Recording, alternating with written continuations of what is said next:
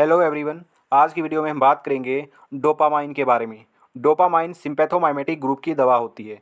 सबसे पहले हम समझते हैं इसके यूज़ के बारे में, तो चलिए वीडियो को स्टार्ट करते हैं। देखिएगा, ध्यान से मेरी बातों को सुनना है, आपको सारी की सारी वीडियो समझ में आ जाएगी। डोपामाइन 3 रिसेप्टर को स्टिमुलेट करने का काम करता है। ये जो स्टिमुलेशन है इन रिसेप्टर का, ये डोज पर डिपेंड करता है। अब कौन कौन से वो रिसेप्टर हैं जिनको ये स्टिमुलेट करता है? D1 को स्टिमुलेट करता है, बीटा 1 को स्टिमुलेट करता है और अल्फ़ा 1 को स्टिमुलेट करता है। अब ध्यान से देखिए क्या होगा।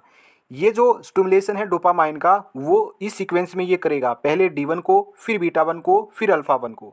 देखिए, अगर डोपामाइन की ये डोज दी जाए, कितनी डोज होनी चाहिए? 2 से 10 माइक्रोग्राम पर केजी वेट पर मिनट। अगर इस हिसाब से डोज दी जाए डोपामाइन की, तो बीटा 1 रिसेप्टर क्या है, स्टिमुलेट हो जाएगा। ठीक है। अगर 2 माइक्रोग्राम से कम है, लेस देन 2 माइक्रोग्राम है, तो D1 रिसेप्टर स्टिमुलेट हो जाएगा।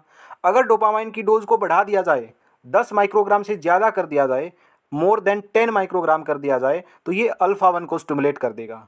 तो यहाँ पर क्या लिखा है कि डोपामाइन 3 रिसेप्टर को स्टिमुलेट करेगा, लेकिन इनका जो स्टिमुलेशन है वो डोज पे डिपेंड करता है। ये डोज रहेगी, D1 स्टिमुलेट हो जाएगा। 2 से 10 रहेगी, बीटा 1 हो जाएगा। अगर इससे थोड़ा सा और बढ़ाएंगे, मोर देन 10 माइक्रोग्राम करेंगे, तो अल्फ़ा 1 स्टिमुलेट हो जाएगा।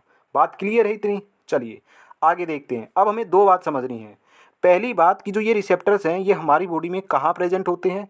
दूसरी चीज़ हमें ये समझनी है, अगर डोपामाइन इन रिसेप्टर को स्टिमुलेट करता है, तो इन रिसेप्टर के स्टिमुलेशन से हमारी बॉडी में क्या होता है, ये समझना है। तो दो बातें समझते हैं। चलिए क्या है, देखिए देखते हैं। D1 जो रिसेप्टर है वो प्रेजेंट होता है सारी की सारी ब्लड वेसल्स में, लेकिन इसकी जो कंसंट्रेशन है वो सबसे ज़्यादा प्रेजेंट होती है रीनल ब्लड वेसल के अंदर। रीनल ब्लड वेसल, रीनल मतलब किडनी, किडनी की तरफ जो ब्लड वेसल जाती है उसको हम रीनल ब्लड वेसल बोलते हैं। तो मैंने क्या कहा, D1 receptor renal blood vessel में सबसे ज़्यादा होता है। हाईएस्ट कंसंट्रेशन D1 रिसेप्टर की रीनल ब्लड वेसल के अंदर होती है। अगर D1 रिसेप्टर स्टिमुलेट हुआ तो रीनल वासोडाइलेशन हो जाएगा। ठीक है। दूसरा, बीटा 1 जो रिसेप्टर है वो हमारे हार्ट के अंदर, हमारे दिल के अंदर प्रेजेंट होता है। अगर बीटा 1 रिसेप्टर स्टिमुलेट हुआ तो वो हमारी कॉन्ट्रैक्टिलिटी को, हार्ट की कॉन्ट्रैक्टिलिटी को बढ़ाता है। ठीक है। तीसरा है अल्फा 1 रिसेप्टर। अगर अल्फा 1 रिसेप्टर स्टिमुलेट होता है तो क्या करता है, अल्फा 1 कहाँ प्रेजेंट होता है? ब्लड वेसल्स में प्रेजेंट होता है। अगर अल्फा 1 स्टिमुलेट हुआ तो वो वासो कॉन्स्ट्रिक्शन करेगा। वासो कॉन्स्ट्रिक्शन होएगी तो क्या होगा, ब्लड प्रेशर बढ़ जाएगा। ठीक है। तो D1 के स्टिमुलेट होने से क्या होगा, रीनल वासोडाइलेशन हुआ। बीटा 1 से क्या हुआ, हार्ट की कॉन्ट्रैक्टिलिटी बढ़ गई। अल्फा 1 से क्या हुआ, वासो कॉन्स्ट्रिक्शन, और वासो कॉन्स्ट्रिक्शन होने की वजह से जो बीपी है वो बढ़ जाएगा। ठीक है, इतनी बात हमने समझ ली।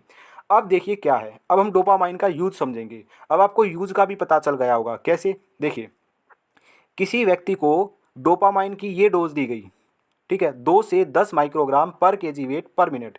अगर ये डोज दी गई, 2 से 10 माइक्रोग्राम के बीच में अगर किसी व्यक्ति को डोपामाइन की डोज दी गई, तो आपको पता है कि कौन सा रिसेप्टर स्टिमुलेट होगा, बीटा 1 स्टिमुलेट होगा। ठीक है। बीटा 1 स्टिमुलेट हुआ तो क्या करेगा, हार्ट की कॉन्ट्रैक्टिलिटी को बढ़ा देगा। अब कौन सी कंडीशन के अंदर हम हार्ट की कॉन्ट्रैक्टिलिटी बढ़ाना चाहेंगे? CHF के अंदर। CHF का मतलब होता है कंजस्टिव हार्ट फेलियर। तो एक्यूट CHF के अंदर कॉन्ट्रैक्टिलिटी हार्ट की कम होती है, तो हम क्या करेंगे, 2 से 10 माइक्रोग्राम के बीच में डोपामाइन दे देंगे, जिसकी वजह से बीटा 1 जो है वो स्टिमुलेट हो जाएगा और हार्ट की कॉन्ट्रैक्टिलिटी बढ़ जाएगी। तो पहला यूज हो गया डोपामाइन का कि इसको हम यूज करेंगे एक्यूट CHF के अंदर। ठीक है, this is the first use. Okay, आगे देखिए, आगे है अल्फा 1। ठीक है। अगर किसी पेशेंट को ये डोज दी जाए, 10 माइक्रोग्राम से ज़्यादा डोज अगर दी जाए डोपामाइन की, तो अल्फा 1 रिसेप्टर स्टिमुलेट हो जाएगा। अल्फा 1 के स्टिमुलेट होने से वासो कॉन्स्ट्रिक्शन होएगा, और वासो कॉन्स्ट्रिक्शन की वजह से बीपी बढ़ जाता है। और बीपी किस कंडीशन के अंदर हम बढ़ाना चाहेंगे, हम शोक के पेशेंट में बीपी को बढ़ाना चाहेंगे। तो जो शोक का पेशेंट है उसके अंदर हम डोपामाइन का यूज कर सकते हैं। तो ये हो गया हमारा दूसरा यूज। तो इसका दूसरा यूज क्या है डोपामाइन का, कि शोक के पेशेंट के अंदर हम इसका इस्तेमाल कर सकते हैं। शोक के पेशेंट में हाइपोटेंशन यानी कि लो ब्लड प्रेशर की परेशानी होती है, तो हम शोक के पेशेंट में क्या करेंगे, हाइपोटेंशन को ठीक करने का काम करेंगे, यानी कि लो ब्लड प्रेशर को नॉर्मल की तरफ लेके जाएंगे। कि शोक का जो पेशेंट है उसके उसमें हम बीपी को बढ़ाएंगे। कैसे? डोपामाइन देके। और डोपामाइन की क्या डोज रहेगी शोक के पेशेंट में, वो रहेगी ये वाली। ठीक है, मोर देन 10 माइक्रोग्राम पर केजी पर मिनट के हिसाब से। यहाँ पे मैंने दो चीज़ें क्लियर की हैं। पहला तो मैं डोपामाइन का यूज बता रहा, साथ ही साथ मैं ये बता रहा कि क्या डोज रहेगी, है ना। मैंने क्या बताया कि जो डोपामाइन है, अगर ये डोज दी जाए तो हम CHF के अंदर यूज कर सकते हैं। ये डोज देंगे तो हम कहाँ यूज कर सकते हैं, शोक के अंदर। अगर कोई शोक का पेशेंट है तो उसको ये डोज दी जाएगी, अगर कोई CHF का पेशेंट है, एक्यूट CHF का, तो डोपामाइन की ये वाली डोज दी जाएगी। तो दो चीज़ें क्लियर हो गई, डोपामाइन की कितनी डोज दी जाएगी और किस बीमारी में दी जाएगी। ठीक है, ये आपको क्लियर हो गया। अब एक चीज़ समझते हैं, हमने D1 रिसेप्टर के बारे में छोड़ दिया, इसके बारे में समझते हैं कि D1 रिसेप्टर का कहाँ इस्तेमाल किया जाएगा। देखिए, जो D1 रिसेप्टर है वो रीनल वासोडाइलेशन होता है। रीनल वासोडाइलेशन, वासोडाइलेशन यानी कि जो ब्लड वेसल्स है वो डायलेट हो जाएंगी, जिसकी वजह से ब्लड का फ्लो बढ़ जाएगा। ठीक है, इसका जो यूज है डोपामाइन का, वो शोक है, हाइपोटेंशन के अंदर कर सकते हैं और एक्यूट CHF के अंदर कर सकते हैं। इसका जो लास्ट यूज है वो है शोक विद ओलिगोयूरिया। अगर ये कंडीशन है ना, तो इसके अंदर अभी हम डोपामाइन का इस्तेमाल कर सकते हैं। कैसे? एग्जाम्पल मैं आपको देता हूँ। एक पेशेंट आया ब्लड लॉस का, ठीक है, उसका BP कम था, तो डॉक्टर ने सबसे पहले यूरिन आउटपुट चेक किया।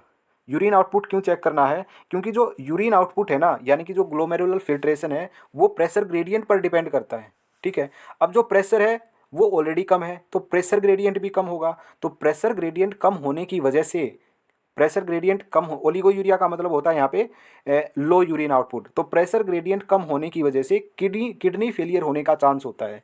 तो जो भी पेशेंट होता है ना, तो यहाँ पे एक लाइन सुनना क्या है कि एवरी पेशेंट ऑफ शोक is at risk of renal failure. जो भी शोक का पेशेंट होगा जिसके अंदर ब्लड लॉस हुआ है, ठीक है, एवरी शोक का जो पेशेंट है वो रीनल फेलियर यानी कि किडनी फेलियर के रिस्क पर होता है। तो इसलिए हमें एक ऐसी दवा देनी पड़ेगी जो शोक को भी ठीक कर दे और रीनल फेलियर भी ना होने दे। तो डोपामाइन सबसे बेस्ट और सबसे आइडियल ड्रग होती है। क्यों होती है मैं आपको बताता हूँ। देखिए,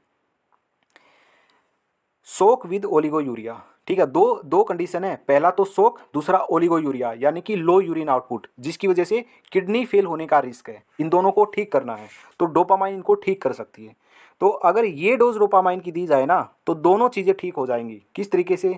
देखिए, अगर डोपामाइन की 10 माइक्रोग्राम से ज़्यादा डोज दी जाए तो अल्फा 1 स्टूमुलेट हो जाएगा, जिसकी वजह से वासोकॉन्स्ट्रिक्शन होगा। वासोकॉन्स्ट्रिक्शन क्या होगा? ब्लड प्रेशर को बढ़ाएगा। और शोक के पेशेंट में हमको ब्लड प्रेशर बढ़ाना है, तो पहली कंडीशन शोक ठीक हो गई। दूसरा था लो यूरिन आउटपुट, जिसकी वजह से किडनी फेलियर का खतरा था। तो हम क्या करेंगे? लो यूरिन आउटपुट है तो क्या करेंगे? ये डोज हमने दे रखी है, तो अल्फा 1 तो स्टिमुलेट हो गया। साथ ही साथ मैंने क्या कहा था, जो डोपामाइन है वो ई सीक्वेंस में जो रिसेप्टर है उनको स्टिमुलेट करता है, तो D1 भी स्टिमुलेट हो जाएगा। ठीक है, क्योंकि D1 जो है वो इस डोज पर स्टिमुलेट हो जाता है 2 माइक्रोग्राम से कम, लेकिन डोज हमने दे रखी है 10 से ज़्यादा, तो D1 भी स्टिमुलेट हो जाएगा। अल्फा 1 तो होगा ही होगा, D1 भी हो जाएगा, क्योंकि सीक्वेंस ऑलरेडी मैंने बताया, सीक्वेंस ये रहेगा D1, बीटा 1 और अल्फा 1। तो मैक्सिमम डोज पे तीनों ही रिसेप्टर स्टिमुलेट हो जाते हैं। ओके, तो अल्फा 1 के स्टिमुलेट होने से BP बढ़ गया, हमारा शोक ठीक हो गया। लेकिन जो D1 है वो भी स्टिमुलेट हो जाता है, और D1 स्टिमुलेट होगा तो रीनल वासोडाइलेशन होगा, रीनल वासोडाइलेशन होगा तो किडनी की तरफ जो ब्लड फ्लो है वो बढ़ जाएगा। तो जो किडनी डैमेज हो रहा था, जो किडनी डैमेज होने का जो खतरा बना हुआ था लो यूरिन आउटपुट की वजह से, वो भी ठीक हो जाएगा। तो अगर किसी को शोक विद ओलिगोयूरिया है तो उसके अंदर dopamine is the drug of choice. तो ये सारे के सारे यूज हो गए डोपामाइन के। तो डोपामाइन को शोक में यूज कर सकते हैं। शोक में क्या होता है? हाइपोटेंशन। तो शोक में हाइपोटेंशन यानी कि ब्लड प्रेशर को बढ़ाने के लिए हम यूज कर सकते हैं। ओके, दूसरा यूज क्या है? एक्यूट CHF के अंदर इसका इस्तेमाल किया जा सकता है। ठीक है, तीसरा यूज क्या है? शोक विद ओलिगोयूरिया, इसके अंदर इसका इस्तेमाल किया जा सकता है। तो 3 यूज बताए, शोक के पेशेंट में, एक्यूट CHF में, शोक विद ओलिगोयूरिया में। चौथा पॉइंट क्या है जो आपको याद करना है? ये ड्रग ऑफ चॉइस है डोपामाइन, कहाँ? शोक विद ओलिगोयूरिया के पेशेंट में। तो ये सारे के सारे यूज हैं जो कि आपको समझाने थे। ठीक है, एक स्टेप बाय स्टेप करके। ओके, आई होप आपको अच्छे से ये सब कुछ समझ में आया होगा। ठीक है, क्या क्या रिसेप्टर्स हैं, मेनली रिसेप्टर का खेल है। रिसेप्टर आपको पता है कि कहाँ पे लोकेट हैं और स्टिमुलेशन होने से उसका क्या होगा, तो आप समझ जाते हो कि इसके क्या क्या यूज़ होते हैं। ठीक है, तो ये हो गया हमारा डोपामाइन के बारे में। अब बात आती है कि जो डोपामाइन है उसका क्या रूट होता है। तो डोपामाइन जो है वो कभी भी ओरली नहीं दिया जाता है। डोपामाइन जो है वो इंट्रावेनसली दिया जाता है। और एक और बात, ये आफ्टर डाइल्यूशन दिया जाता है, तो डाइल्यूट करके देते हैं और इंट्रावेनस यानी कि IV दिया जाता है। ये और पॉइंट था जो आपको याद रखना था। तो ये हो गया हमारी वीडियो आज की, जो कि थी डोपामाइन के बारे में, जिसके अंदर हमने इसके यूज़ के बारे में बिल्कुल डिटेल से समझा। आई होप आपको डोपामाइन के बारे में समझ में आया होगा। आपको कमेंट करना है क्या आपको ये जो डोपामाइन के यूज़ है ये समझ में आए हैं या फिर नहीं आए हैं, कितना % समझ में आए हैं। अगर आप डोपामाइन के बारे में बुक से पढ़ने लग जाओ तो थोड़ा सा कॉम्प्लिकेटेड होता है इसको समझना भी, ठीक है। तो आई होप आपको अच्छे से समझ में आया होगा। तो आज की वीडियो में इतना ही, तो मिलते हैं नेक्स्ट वीडियो के अंदर।